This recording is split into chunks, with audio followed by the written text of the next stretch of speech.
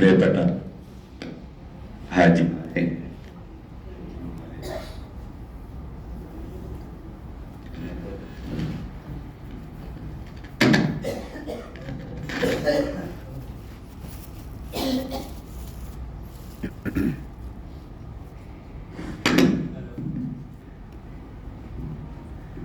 പ്രിയപ്പെട്ട ഹാജിമാരെ, ഹജ്ജിമാരെ,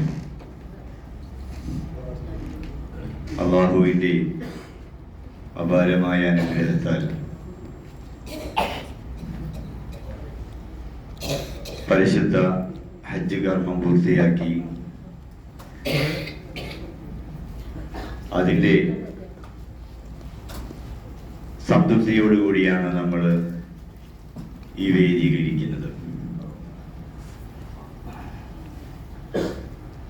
ഒരു പക്ഷേ നീണ്ട കാലത്തെ കാത്തിരിപ്പിന് ശേഷമായിരിക്കാം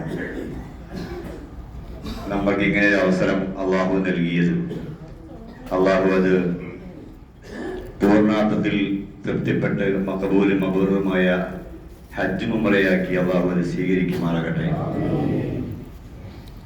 ഈ സന്ദർഭത്തിൽ നമ്മൾ ഓർത്തിരിക്കേണ്ടത്, ഹജ്ജ് പൂർത്തിയായി